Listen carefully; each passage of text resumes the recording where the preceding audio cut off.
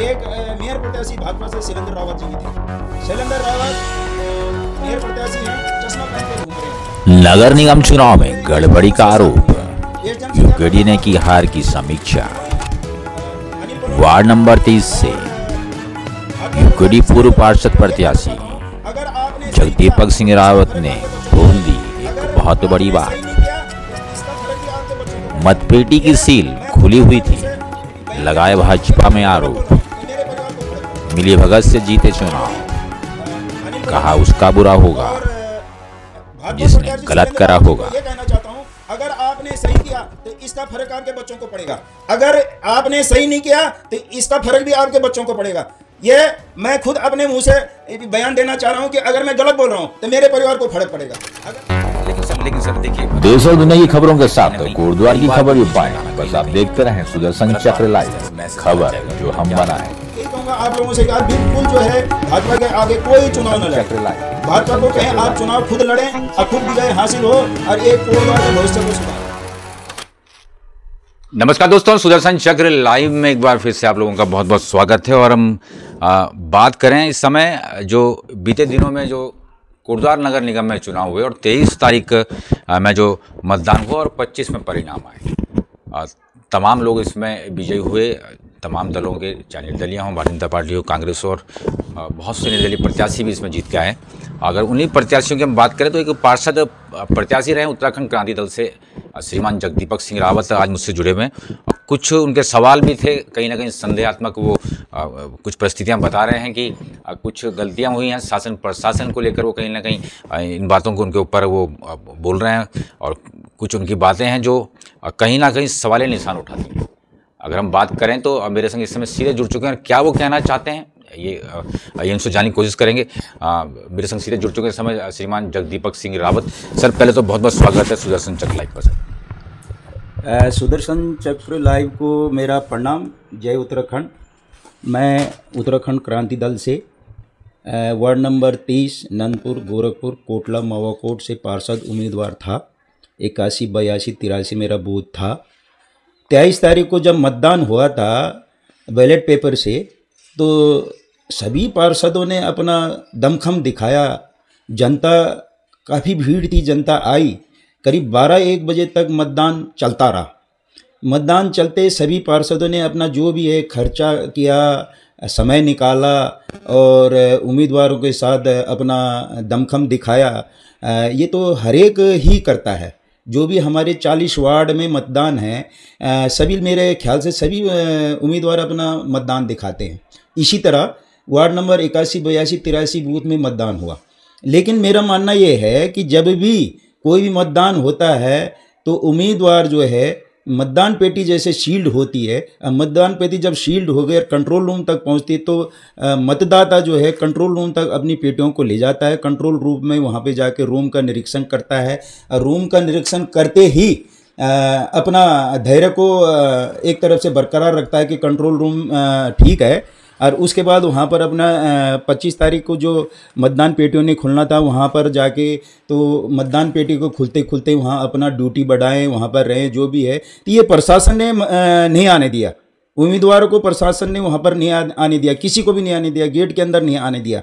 तो अक्सर ये हुआ, जिस दिन 25 तारीख को मतदान था, मतदान मेरा 12 बजे वार्ड नंबर 81, 82, 83 नंदपुर गोरखपुर कोटला मवाकोट में जब पेटियां खुली तो फर्स्ट पेटी जो है शील्ड नहीं थी।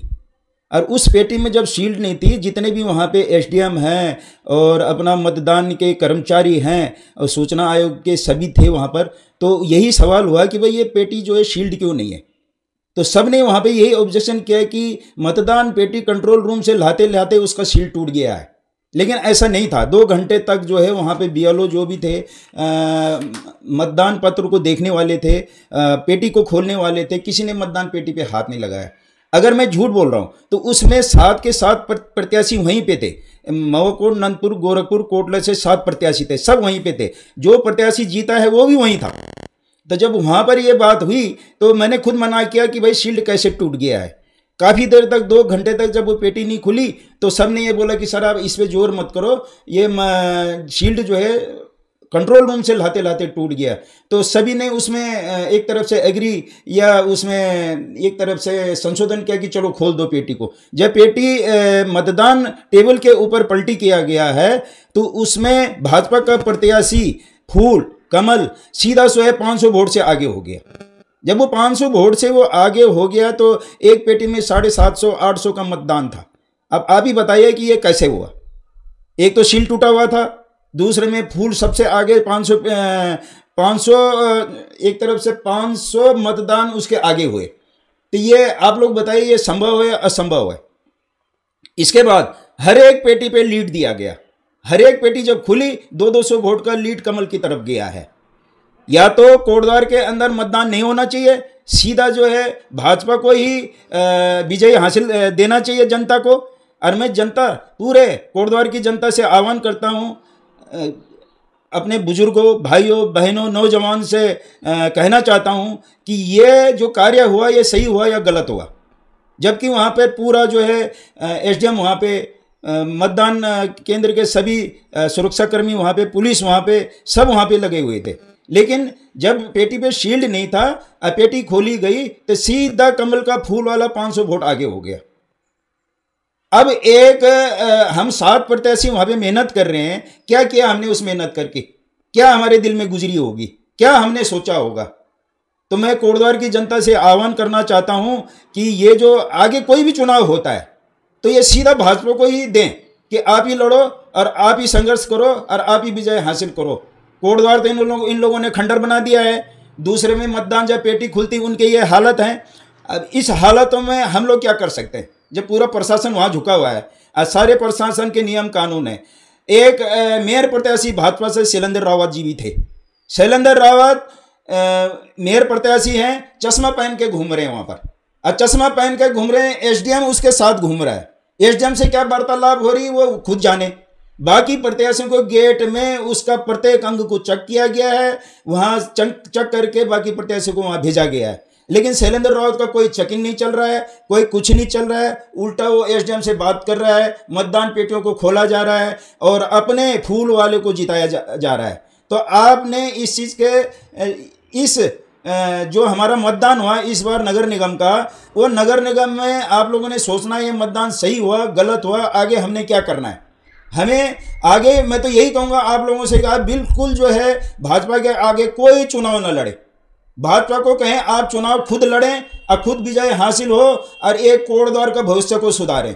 आज कोटद्वार के अंदर असंख्य समस्या हो रखी है, कोटद्वार खंडर पे चल रहा है। इनकी बातें तो मुख्यमंत्री आया और उसके बाद अनिल बलूनी आया, उसके बाद रितु खंडूड़ी जी थे, सब वहाँ पर थे। क्या बयान दे रहे हैं, सत्ता हमारी राज हमारा, अगर आप हमें वोट नहीं देंगे तो आप लोगों ने हमारे पास आना है। ये आप सोचिए ये ठीक बात कर रहे हैं या गलत बात कर रहे हैं। और आज हमारी जनता जो है इन्हीं के पीछे घूम रही है।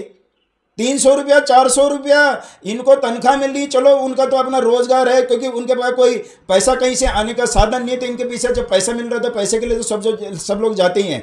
लेकिन आज जहाँ पे भी चाहे अनिल बलूनी जीता, चाहे खंडूड़ी जीता, चाहे भाजपा का कोई नेता जीता, सब लोगों ने इसी तरह एबीएम में भी यही गड़बड़ी की। आज मतपत्र चले उसमें भी यही गड़बड़ी की। मैं जनता से ये आह्वान करना चाहता हूँ कि जनता इस पे गौर करे।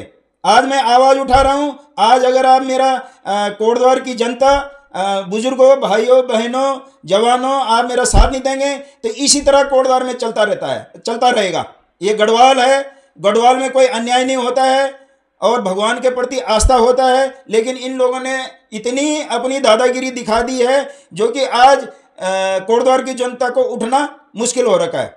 मैं रितु खंडूड़ी, अनिल बलूनी और भाजपा प्रत्याशी शैलेंद्र रावत जी को यह कहना चाहता हूं, अगर आपने सही किया तो इसका फर्क आपके बच्चों को पड़ेगा। अगर आपने सही नहीं किया तो इसका फर्क भी आपके बच्चों को पड़ेगा। ये मैं खुद अपने मुंह से बयान देना चाह रहा हूं कि अगर मैं गलत बोल रहा हूं तो मेरे परिवार को फर्क पड़ेगा, अगर मैं सही बोल रहा हूं तो इनके परिवार पे फर्क पड़ना चाहिए। मैं ऊपर वाले से यही निवेदन करूंगा कि उत्तराखंड की जनता से यही निवेदन करूंगा कि इनको ऐसा आशीर्वाद दो, अगर इन्होंने गलत किया है तो इनके परिवार पे फर्क पड़े। जय भारत।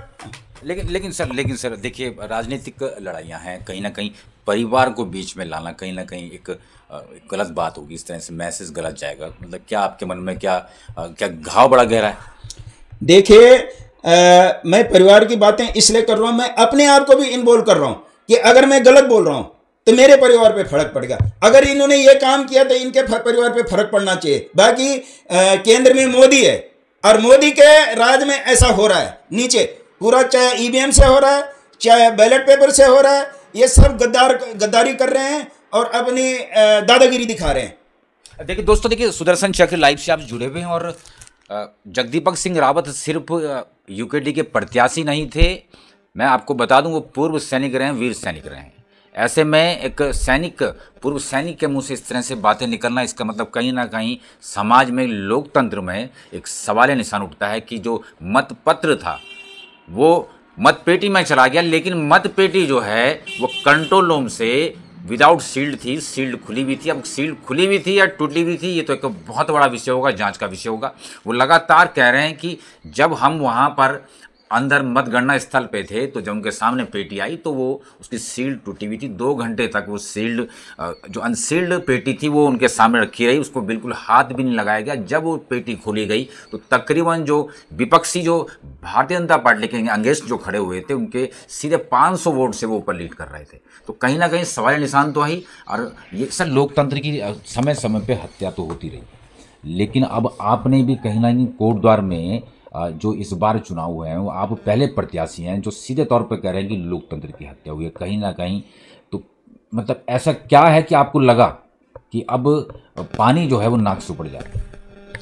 देखिए, मैं उत्तराखंड से हूँ और गढ़वाल रेजिमेंट आर्मी से भी रिटायर हूँ, 6 गढ़वाल का हूँ मैं, और हमने कभी जीवन में कोई गलत नहीं किया। लेकिन जब मैंने देखा पूरे प्रत्याशी 81, 82, 83 बूथ में नंदपुर, माओकोट, गोरखपुर, कोटला से सब अपनी अपनी ताकत लगाए, खूब खर्चा किया, जनता उनके पीछे रात को 1 बजे तक वोट दी। लास्ट में इन्होंने मतपेटी खोल के ये निर्णय निकाला है। मैंने वहीं पे ऑब्जेक्शन कर दिया था, 2 घंटे तक पेटी वहीं पे थी, लेकिन जो भी चुनाव के अधिकारी हैं, एसडीएम हैं, सब ने एक ही बात बोली है कि इसका सील्ड लाते लाते टूट गया था।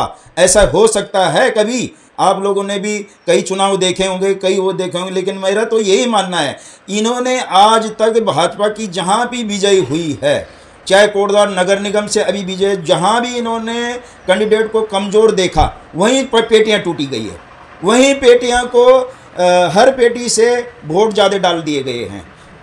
ये तो प्रशासन का नियम होता है कि जहाँ से मत पेटी जाती है कंट्रोल रूम तक, वहाँ पूरे कैंडिडेट जाते हैं। मतदान कंट्रोल रूम को चेक किया जाता है, कंट्रोल रूम को सील्ड किया जाता है, उसके बाद वहाँ पे गार्ड लगती है। उसके बाद जब मतदाता को तसल्ली होती है तब मतदाता वहाँ से जाता है, चाहे वो वहाँ पे अपना ड्यूटी लगवाए, जो भी करे, लेकिन उन्होंने वहाँ भी हमको नहीं आने दिया है। आज 7 के 7 प्रत्याशी है, आप 7 के 7 प्रत्याशी को, जो विजय प्रत्याशी है उसको भी पूछ लीजिए सील्ड टूटा था या नहीं था। इससे ज़्यादा मैं अपने शब्दों को विराम देना चाहता हूं। जय भारत, जय उत्तराखंड। चलिए, बहुत धन्यवाद सर। देखिए दोस्तों, पूर्व सैनिक थे जगदीपक सिंह रावत, उत्तराखंड क्रांति दल से वार्ड नंबर कितना? 30 सर, वार्ड नंबर 30 से कहीं ना कहीं खड़े हुए थे। सवाल निशान उठा रहे हैं कि जो मत पेटी थी उसकी सील टूटी हुई थी, और वहाँ पर अब ये जांच का विषय रहेगा आने वाले समय पे, अगर शासन प्रशासन संज्ञान ले कि क्या वहाँ पर CCTV कैमरा था या नहीं। अब वो जाँच का विषय है, देखने वाली बात होगी कि क्या इसमें कोई कार्रवाई होती नहीं। बस आप देखते रहें सुदर्शन चक्र लाइव। बहुत बहुत धन्यवाद।